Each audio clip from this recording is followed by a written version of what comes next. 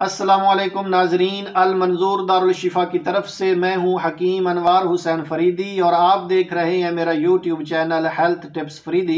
आज एक इंतहाई अहम मौजू के साथ आपकी खिदमत में हाजिर हूं, लेकिन उससे पहले जिन्होंने अभी तक मेरे चैनल हेल्थ टिप्स फरीदी को सब्सक्राइब नहीं किया वो इसे अभी सब्सक्राइब भी कर लें और बेल आइकन को ऑल पर प्रेस भी कर दें, ताकि आने वाली हर वीडियो और हर कीमती और मुफीद नुस्खाजात व मालूमात आप तक पहुँच सकें।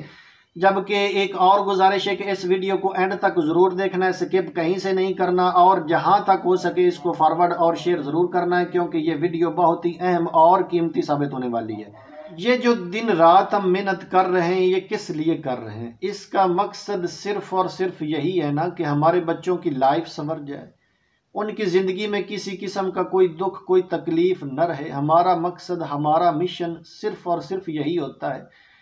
लेकिन अफसोस कि जब बच्चों की शादी की बारी आती है तो कोई माँ बाप उनसे ये पूछना तक गवारा नहीं करता कि बेटा क्या तुम शादी के काबिल हो, कहीं तुम्हें किसी किस्म का कोई जिनसी प्रॉब्लम तो नहीं चल रही, क्या तुम हकूक़ ज़ौजियत अच्छी तरह से अदा कर सकते हो। नहीं, बल्कि हमारे मुआशरे में तो इस तरह की बात करना बेशर्मी समझा जाता है, इस तरह की बात को मायूब समझा जाता है कि हम ये टॉपिक क्यों छेड़े, हम ये क्यों डिस्कस करें। मेरे भाइयों, मेरे दोस्तों, यकीन जानो शादियां टूटने की सबसे बड़ी वजह यही है।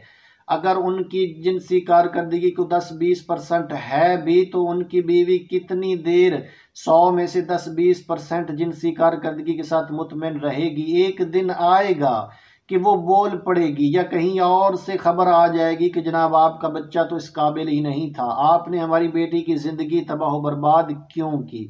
खुदारा इस बात पर गौर कीजिए, जब आप अपने बच्चों की दूसरी चीज़ों का ख्याल रखते हैं, दूसरे मसाइल का ख्याल रखते हैं, तो उसके साथ साथ जब उनकी शादी की बारी आए तो सबसे पहले वालिद का ये हक है कि वो अपने बेटे अपने साहबजादे से ये ज़रूर पूछे कि बेटा कहीं तुम्हें किसी किस्म का कोई जिनसी मसला तो नहीं है, क्या तुम अपनी बीवी को मुतमईन करने के काबिल हो। अगर वो आपको नहीं बताता या शर्म के मारे आपसे शेयर नहीं कर सकता तो उसके किसी ऐसे अच्छे दोस्त जिस पर आपको भरोसा हो उससे कहलवा कर पूछ लें। बहरहाल ये बहुत ही अहम बात है, ये बहुत ही अहम मौजू है, क्योंकि ये मेरी प्रैक्टिस में आए रोज़ ये बातें आती रहती हैं। और ये थोड़े दिनों पहले की बात है कि एक जनाब बच्चे की शादी हुई, वो थोड़ी देर चली, थोड़े दिन चली, शादी टूट गई, तलाक हो गई। उसके बाद क्योंकि माँ बाप के पास एक ही बेटा था, उन्होंने उसकी दूसरी शादी कर दी, वो भी कुछ देर चली, यूं कह लें कि कुछ माह चली और फिर टूट गई। उसके बाद जब उसकी वो तीसरी शादी करने लगे तो किसी सियाने बंदे ने उन्हें मशवरा दिया कि इस बच्चे से पूछ भी लें कि कहीं इसको किसी किस्म का कोई मसला तो नहीं चल रहा। जब उस बच्चे से पूछा गया तो उसने बताया कि मैं तो इस काबिल ही नहीं हूं कि अपनी बीवी के पास जा सकूं। मेरे दोस्तों, किसी और की बेटी की ज़िंदगी तबाह करने की बजाय पहले अपने बच्चे से पूछ लें कि कहीं तुम्हें कोई मसला तो नहीं है। यकीन जाने नौजवानों की अक्सरियत जो है वो अपनी ज़िंदगी जवानी में पहुंचने से पहले बर्बाद कर चुके होते हैं। ये एक अलग टॉपिक है कि हम अपने बच्चों का कितना चेक एंड बैलेंस रखते हैं, हम कितना देखते हैं कि वो कहाँ जा रहे हैं, कहाँ से आ रहे हैं, कैसी लाइफ गुजार रहे हैं, उनका राबता किस तरह के लोगों के साथ है, ये हम बिल्कुल नहीं देखते। ये भी माना कि जनाब बच्चे सुनते कहाँ हैं। ठीक है, आप बिल्कुल ठीक कह रहे हैं कि बच्चे नहीं सुनते, लेकिन जब उनकी शादी की बारी आती है कम अज़ कम हम इतना तो पूछ सकते हैं कि कहीं इसको कोई मसला तो नहीं चल रहा, कहीं ये जिसके साथ हम इसकी शादी करने जा रहे हैं उसको ये मुतमईन भी कर सकेगा या नहीं। बहरहाल अगर आपको ये बात अच्छी लगी है तो इस पर ज़रूर अमल करें और इस वीडियो को आगे से आगे ज़रूर पहुँचाएँ, ताकि ज़्यादा से ज़्यादा लोगों को यार फ़ायदा हो सके। ये मसला बहुत ज़्यादा है, यकीन माने ये मसला बहुत ज़्यादा है। और जब शादी हो जाती है तो शादी हो जाने के बाद जिन लोगों की जिनसी कारकर्दगी ठीक नहीं होती या कम होती है वो एक तो एहसास कमतरी का शिकार हो जाते हैं, दूसरे नंबर पर वो एक तरह के नफ्सियाती मरीज़ बन जाते हैं और वो अपने तहत बेचारे वो उल्टी सीधी दवाएं खाते रहते हैं, टाइम पास दवाएं खा खा कर अपनी ज़िंदगी बर्बाद कर देते हैं। और एक वक्त आता है कि वो टाइम पास फार्मूले भी काम नहीं करते, उल्टा उनके जो गुर्दे और हार्ट वगैरह उनकी कारकर्दगी भी मुतासिर हो जाती है। तो ये किसका कसूर है? जब हमने अपनी सारी ज़िंदगी सिर्फ़ और सिर्फ इस मकसद के लिए गुजारी कि हम अपने बच्चों को अच्छी लाइफ दे सकें, लेकिन यहाँ आकर हमने वो सारी मेहनत बर्बाद कर दी। जबकि शादी से पहले हमने अपने बच्चे से ये ना पूछा कि बेटा क्या तुम्हें कोई मसला तो नहीं है।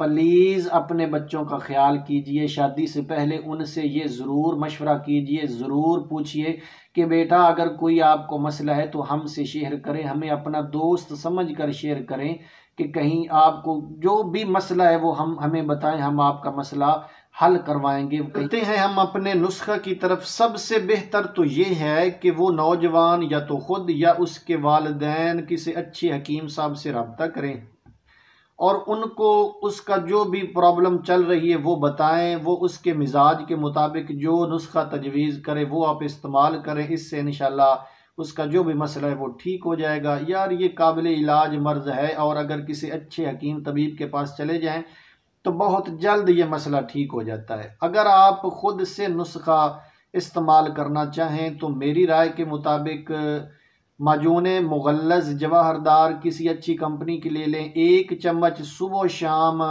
दूध के साथ खाते रहें और साथ में लबूब कबीर किसी अच्छी कंपनी का ले लें। वो 1-1 चम्मच जो चाय वाली होती है वो सुबह शाम खाने के 2 घंटा बाद दूध के साथ खाते रहें। माजून मुगल्लज़ जवाहरदार किसी भी अच्छी कंपनी की 1-1 चम्मच चाय वाला सुबह शाम खाली पेट दूध के साथ। जबकि जो लबूब कबीर है किसी भी अच्छी कंपनी की वो 1 चम्मच चाय वाला सुबह शाम खाने के 2 घंटा बाद दूध के साथ खाते रहें। अगर कुछ अरसा ये खा लेंगे तो इससे भी इंशाल्लाह काफ़ी तरह के जो जिनसी मसाइल हैं वो ठीक हो जाएंगे। बहरहाल सबसे बेहतर ये है कि आप किसी अच्छे तबीब साहब से रब्ता करें और जो भी आपको जिनसी मसला चल रहा है उसके मुताबिक अपना इलाज करवाएं। इसके साथ ही इजाज़त चाहता हूं।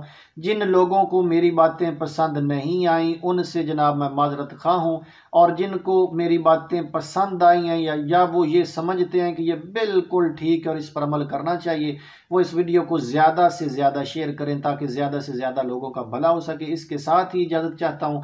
अपना ख्याल रखिएगा। अल्लाह हाफिज़।